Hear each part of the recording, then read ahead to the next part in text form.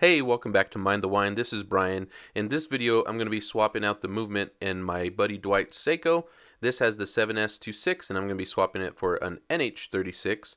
The 7s doesn't have hacking or hand winding, and he wanted those features, so we're going to be swapping movements. So obviously, got to take apart the bracelet so I can get to the watch. And for those of you that are new and just joining, I am new to watch repair, but I wanted to get into it as a hobby, so definitely don't judge too harshly if you notice mistakes on my part. It's a learning process, and I'm getting into it, so just keep that in mind. So we'll start by taking off the case back so we can get to the movement, take out the crown, and eventually take out the movement.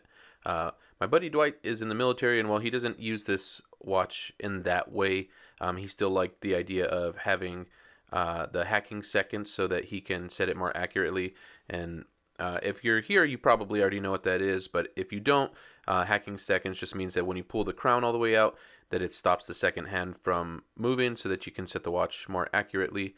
And it also didn't have hand winding, and for him that was kind of a nuisance to have to either buy a hand winder, which he hadn't done yet, or to just basically walk around with it for a little while until it gets enough wind so that he can set it.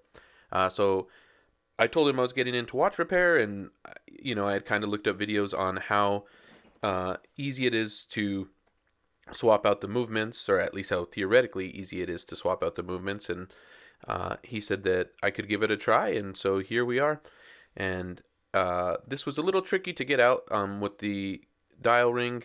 It keeps it pretty snug in place, so I was just finding the right place to loosen the movement so that I can get it out of the case.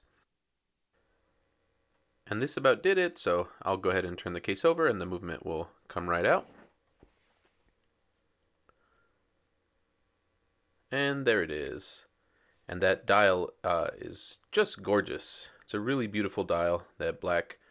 And let's go ahead. We'll take off the hands. I got some hand remover tools and using the Ziploc bag there just to make sure I don't scratch up the dial.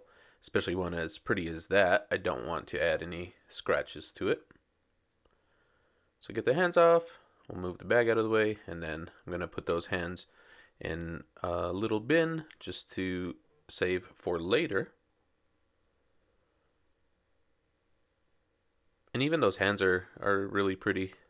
They're nicely polished and just enough lume to kind of keep it interesting, but not so much either that it takes away from that nice polished finish. So there we go. Now I'll work on taking off the dial of this movement. There we go. Get the screwdriver under and start taking the dial off. And now I watched many videos on how to do this, and there's another look at that dial. It's just really cool. But I looked up many videos on how to do this, and because this Seiko has the crown at 4 o'clock, you have to swap the day disc, otherwise it'll be out of alignment because the NH36 is positioned so that the crown is at 3 o'clock.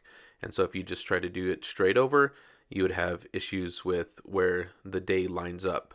So I start by putting in the movement holder here, and I'm going to take off the little C-clip that holds that day disc in so that I can actually take the day disc off of this movement, which right now is the 7s26 Seiko movement. And I'm using a little Rodico here on that C-clip just to make sure that if it wants to jump away, the Rodico will kind of help it stay in place. I definitely don't want to lose that part. It's really small, and you can see there's the Rodico and that little C-clip. So it all stayed together, and so I'll go ahead and put the day dial away so that I can use it on the NH36 in just a minute. Grab the C-clip. Since the last video, I did buy some nicer brass tweezers. They're much easier to work with. Before, my parts were falling and sliding out a lot more, and I noticed with the brass, especially being just slightly better quality, it was much easier. And here's that NH36. I'm going to do the same thing, use a little bit of Rodico on that C-clip just to make sure that it doesn't go flying away. I'll take that off, and then I'll take the dial the day dial off of this as well so that I can do the swap. And I'll be putting the other day disc onto this movement here. And one thing you might notice different from my last videos, I tried out different gloves. I was using the finger cots last time, and I just wanted to try it out with the gloves, and I found out they're actually a lot more inconvenient, and the ends of the gloves would kind of get stuck when you're trying to grab something, and so I definitely won't be sticking with the gloves from this point on. I'll go back to using the finger cots. They're a lot more usable. They're just kind of tight on your fingers after a while. They get a little bit annoying, but it's definitely better than them getting stuck into parts. And so here I have to take off the movement clip. Again, like I said, the crown on the 7s26 is in the 4 o'clock position, so I need to take that off so that I can position it on the NH36, and the crown position will line up the same. And so here I am just taking this off, trying to be really careful, and I'm kind of using the rotor on the back to make sure that it stays over the balance wheel. I'm not applying a lot of pressure, and I'm kind of using my fingernails to pry off the edge, but I'm trying to be as careful as I can to make sure that I don't push down on the balance wheel and damage the pivots or the hairspring, as well as just not pressing too hard and making sure that I don't bend the rotor out of place either. That would not be very good. And you can see that day date wheel that fell out, but it's not held on with anything other than the day disc itself, so it's not a big deal that it fell out. I'll just make sure to put that back into place. And now with the NH36, in the same way, I need to take off the movement clip so that I can put the other movement clip on this one.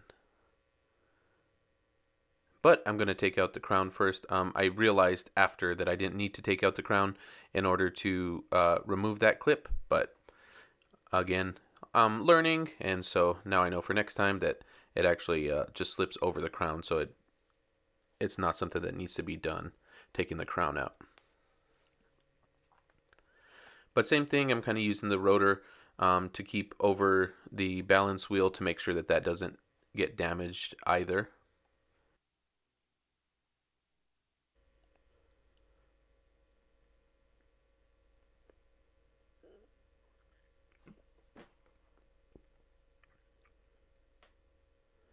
And there we go. There goes that second movement clip. And then I'll keep that with the old movement, and I'll work on putting the new one back. Now, where the dial feet hold into that, you have to make sure to line up with the movement in a certain way. And you really kind of have to put one end in first and then sort of pull the other over the other side of the movement. Otherwise, you'll damage the date wheel. And so that was something that was really kind of tricky.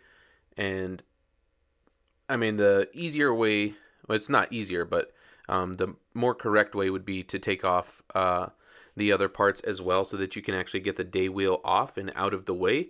But it's just more disassembly.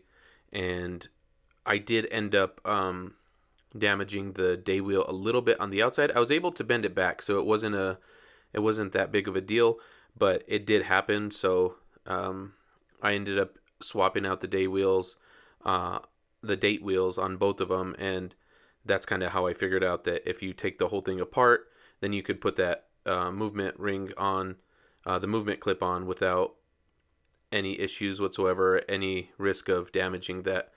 And there's that little day wheel again that I'm just putting back into place. And this whole process, in theory, was easy, but you're going to see here in just a minute that there is a brand new NH36 movement.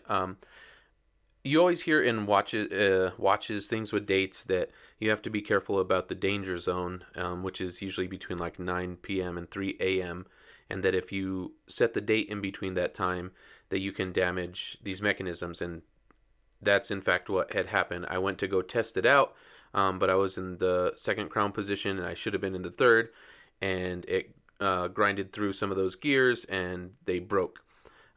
So unfortunately, that movement was no good, but I had a spare NH36 on hand, so knowing that and just making sure to be careful, I went ahead and I pulled that one out, and I'm getting everything installed onto yet one more movement. And you could see the day and date discs on this one were white, so I had to use both the day and date disc from the old 7s26 in order to make this work.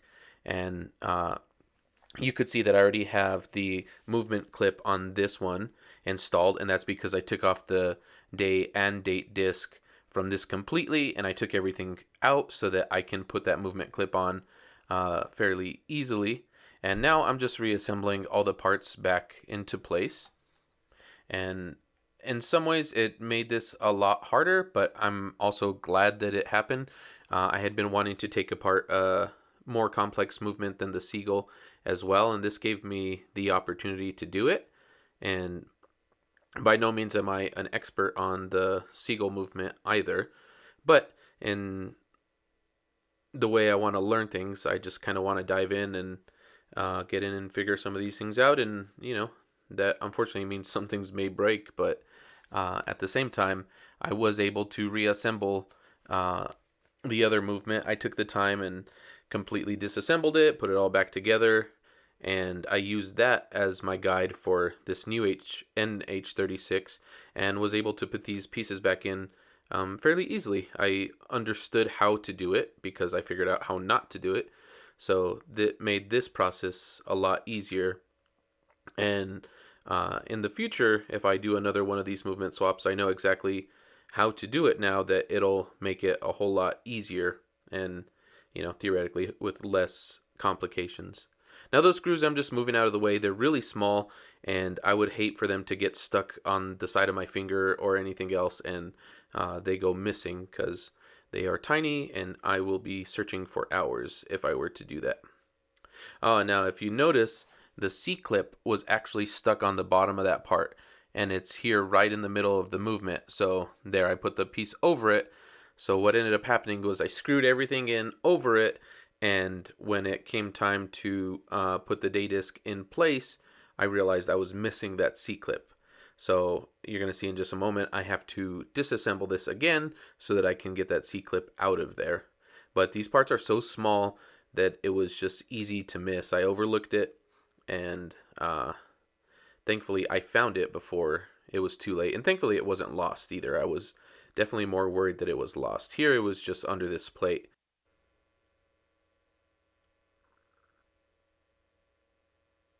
And here I go putting in just more of these screws, not realizing that that C-clip is going to make me have to go back and redo this work.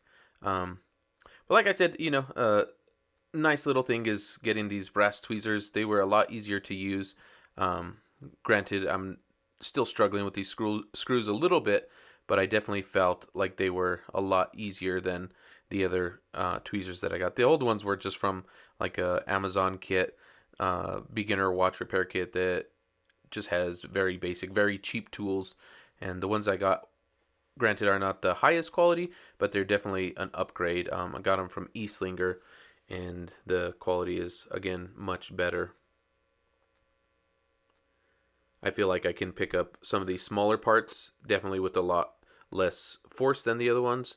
The other ones, it was like if you held any parts loose, they would go flying away, but if you held them tight, they would definitely go flying away. These ones really seem a lot better, and these ones are brass. The other ones were just a cheap steel, and so I like these a lot more for sure. And now here's one other mistake that I made coming up. That day disc wheel you'll see in just a second, I install it, but I installed it upside down. So when I go to test the movement, the day won't actually change, which I don't force it from realizing I had broke the movement earlier. I decide that I'm going to take the day disc off and figure out what's going on. But because I had broken the other movement and disassembled it, reassembled it, again, I figured out how the parts really should go, and so it was easy to troubleshoot the problem once I got this part taken off. And here again, I'm sorry I took this out of the camera view. It's sort of just habitual. It's hard to remember that I'm filming these things. And so I'm also trying to look at it through my loop, and it's easy to forget that the camera's rolling. So sorry about that. Alright, so I got those all clipped in. And here I'm just checking to make sure that that date disc is going to engage. I'm giving it a little wind as well, just to make sure that the crown is doing its thing. So here we go. We'll pull this out, and I'm going to make sure that date's working. There we go. You can see it moving nice and smooth. And so here we go. Here goes that little day disc, which you can't really tell from here, but it's definitely upside down. And so now I put on that day disc, and here's the little pause, looking for that C-clip, which, as I've said, is underneath everything. And so when I realized that, I went ahead, I disassembled it, and I'm going to loosen this just so I can take it out more easily without really pulling on it too hard. I would hate for it to damage anything on the way out, so just got to loosen these screws and pull it right out.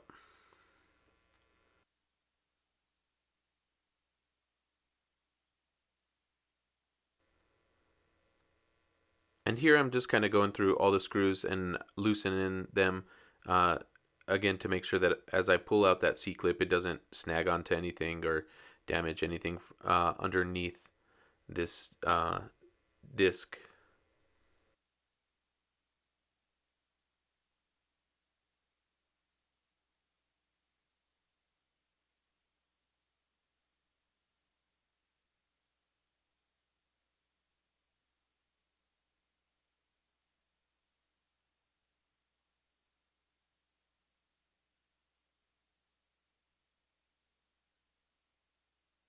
And there we go. Loose enough. There's that C-clip. Get it out of the way. But at this point, I still have not yet realized that that day disc wheel is upside down. So there I'm getting the Rodico again just to help guide this little C-clip so that it doesn't go flying away. And as I put it on, this is where I start to test to make sure. See, I put the Rodico down and then it went flying away. I should have kept it, but I didn't. And anyway, here we go. So I get that clipped on, and here's where I am going to do the testing. And I realize that it won't turn the day disc. And here I'm just making sure to wind all the way to the next day so that I don't damage anything. Yeah, see, so it was kind of stuck. It didn't really want to go. And so I try again to go all the way through the 24-hour change. And it sort of wants to go. It's just not very happy about it.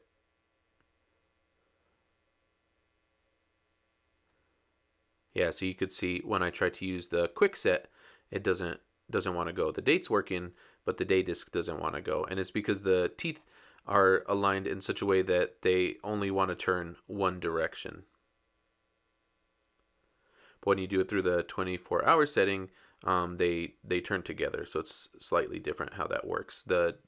If I understand correctly, the teeth are only for, or that day disc wheel is only for the quick set function. But I had an idea that that may have been the problem, that I had put it in upside down. So take it apart, I look at it, and there's actually 3 little holes on one side and 1 little hole on the other to kind of let you know which way is up. And so I looked at that, and I'm looking through my loop, and sure enough, I realized that's a problem. So I get it set in the correct way, and it should work. Use just a little bit of Rodico to grab that day disc. It's flat, so it's kind of hard to grab with the tweezers off of the desk. I'd done it before, but since I had the Rodico there, I went ahead and just used it. Alright, so I'll put that C-clip back. Make sure that's kind of in position. And then same thing, being afraid of that danger zone again, I make sure and go all the way around until it sets through the 24-hour function. There we go. There goes the date disk. And I can check the quick set function. There's the day and date, and both are working properly. And I definitely understood how to do this again based on videos I watched, but the actual getting into it was a little bit more challenging than I thought it would be for the first time. And here I'm just putting that dial back on, and there it is again. You could see that the day and date align how they should, and that again is because I swapped the discs, which are slightly in different positions. And here I'm just making sure that the dial's free of dust and everything before I case it back up again. And I'm trying to be careful because the dial markers have just little edges under them, and so I'm making sure to let the Q-tip not get stuck under there and keep little fuzz under those indices.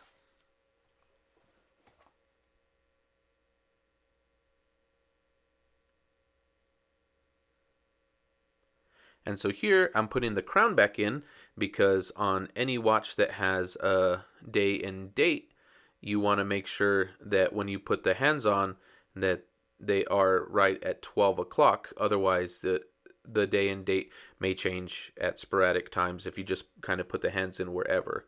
So here I'm turning it until it turns over at midnight, and that's when I'll put the hands on.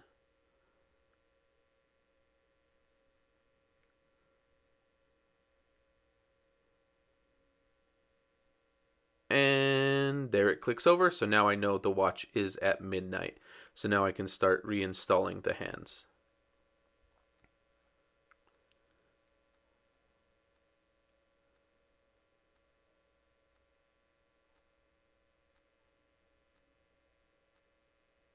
And initially I was using my brass tweezers, but then I realized how close it was to the dial and how metallic and shiny that dial is. I definitely didn't want to put a big scratch into it. So I got these plastic tweezers because they're a lot softer. They're not going to put any scratches on that dial. And they were a lot more tricky to use because they don't have the fine tip like the others. But I was able to get it. It just took a little bit more work to get it and a little bit of patience. But I got that hand set where I wanted. And now I'm just using one of my hand pressing tools to make sure that that is set where it needs to be.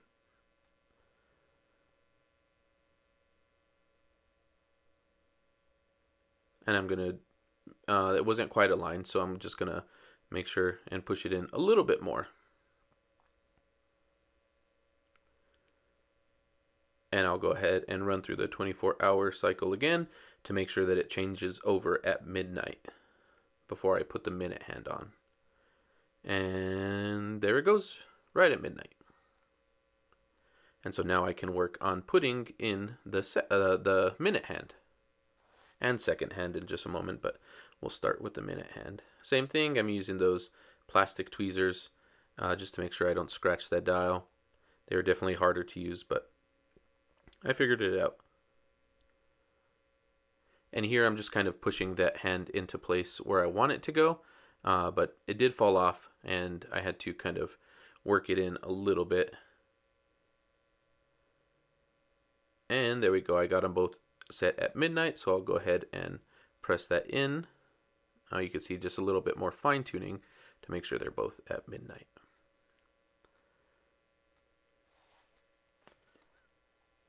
And there we go. Push that in. Now I'll go ahead and test it and go through the whole process yet another time. And if I got it correct, they should click over right about now at midnight.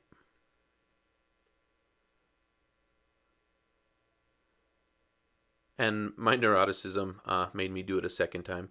But I'm also checking to make sure that the hands aren't rubbing against one another as it goes through the dial, because if they're not aligned properly, the minute hand could actually drag against the hour hand, and it'll change that alignment of when they actually turn over. So I'm really trying to be careful of that. But I got them set correctly, and now all that's left to do with this is put on the seconds hand.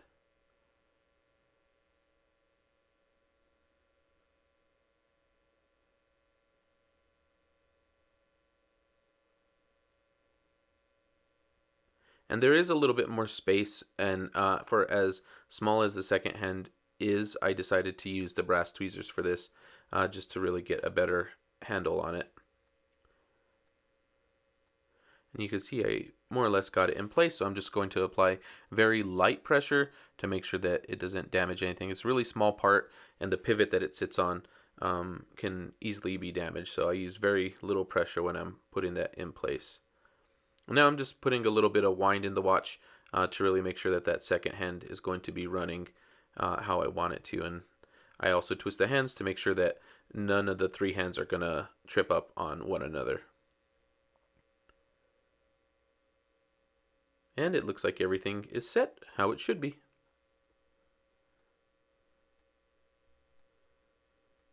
Now we're going to go ahead and recase the watch.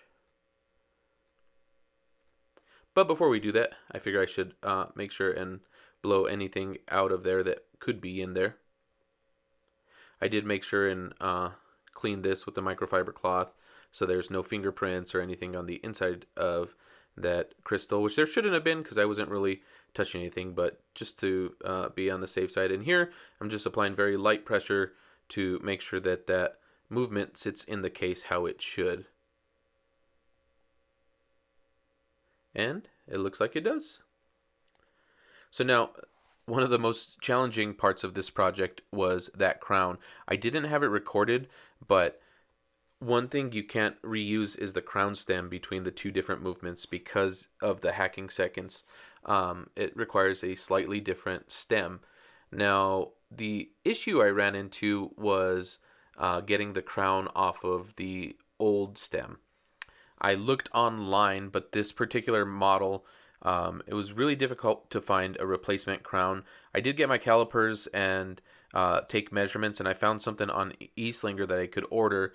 But I figured I should try to get it off anyway because it's not going to be reused. So I looked up if there are ways to pull the crown off the old stem, and sure enough, I got 2 pair of pliers, and I lightly applied pressure to the stem to hold it, and with the other I turned the crown back and forth, and I was actually able to break the glue that held it in place. And so I was able to reuse the crown, and here I'm putting it in to measure how much I need to cut off, and slowly sanding. I'm taking less than I think I need to, and I just keep going back and forth to measure that and sand off the burring that happens from cutting little bits of crown off at a time. But I would rather do it that way and be safe than ruin the stem and have to use another one. So that still had too much space in between the crown and the case, so I take it out. I'm going to be cutting it again.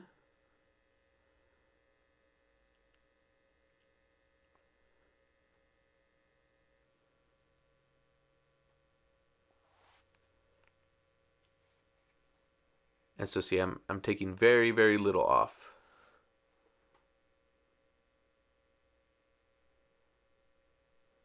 But just enough so that I can go back and forth and make sure that I don't go too far.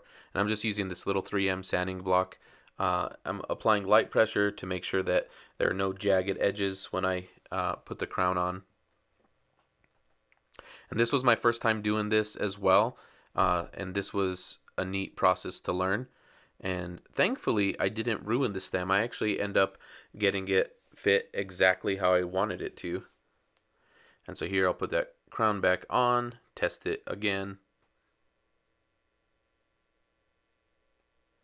But more than anything, I was just thrilled that I was able to reuse this crown. I know a lot of things online say if you try to take the crown off, it's prone to breaking.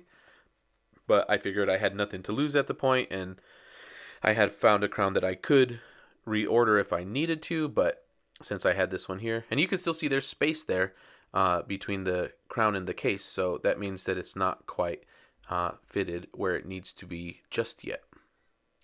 And so I kind of just took an eyeball measurement there to see how much space I needed. And this file was a little bit different. It was a little bit rougher, and I used it so that I could just take off a little bit more rather than using the cutters too much more. And this is just a nail file. It's nothing fancy, but it definitely took off more of that crown stem than the 3M block was taking off.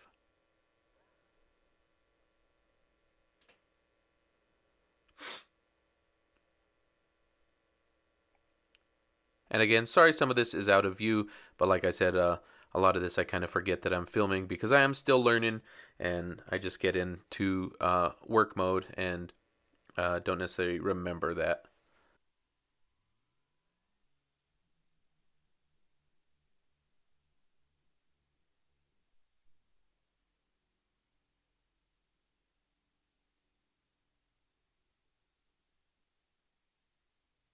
And this crown was being finicky, but I did end up getting it onto the stem, and let's see how this one fits. And still, there's a little bit of space, so I'm going to go back and do it one more time. So we'll pull it out and do this process yet again. And finally, let's see how this fits. And now you can see that's flush with the case. So again, this was my first time fitting a stem into a watch, and I'm grateful that it worked out. And here I'm testing the functions, making sure it winds, and that in each of the 3 positions that it does what it's supposed to do. So there's changing the minute and hour, and I had not yet put Loctite, so that's why I didn't turn it to test the day function. I did slightly to see if it would kind of engage, and it did, but I didn't go all the way because it would have just pulled the crown off of the stem. But here, just using a little bit of Loctite and making sure that that's seated onto the stem correctly.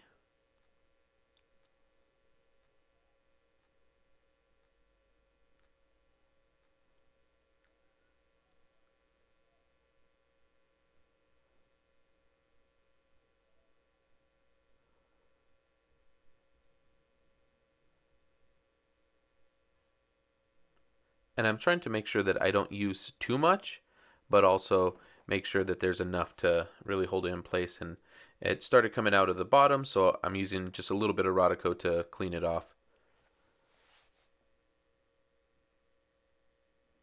And there we go. There's that stem.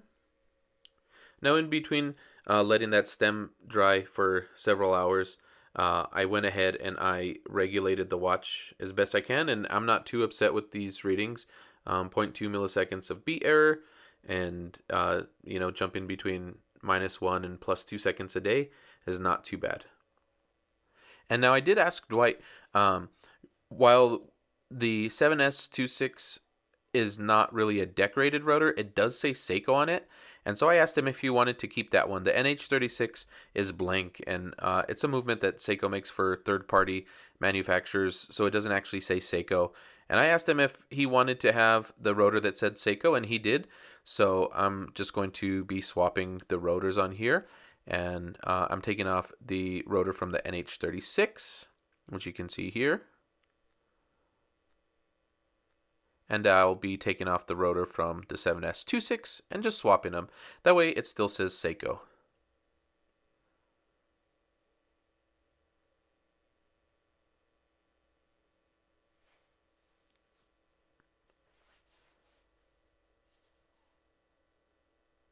See? There it is, Seiko. It's not decorated or anything amazing by any means, but just for continuity, he liked that it would still say Seiko on the rotor, so it was not a big deal to swap these, and so I went ahead and I did that for him.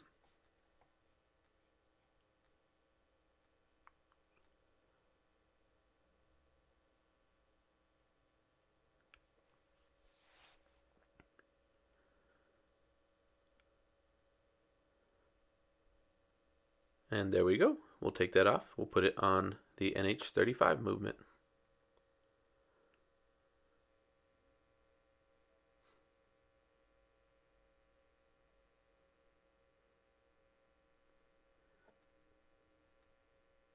And it's really cool getting to work on different movements just to see where they really shine.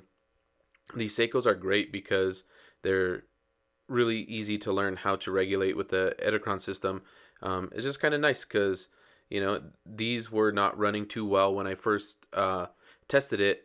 The beat error was at about 2 milliseconds, and it was running fairly fast, around 40 seconds fast per day. But I was able to get it running a lot better, and that's just really, really nice. And here's the case back. Let's go ahead and put that back on since it has the rotor how it should. And I'll get my case back ball just to tighten that and make sure that it's good to go and watertight.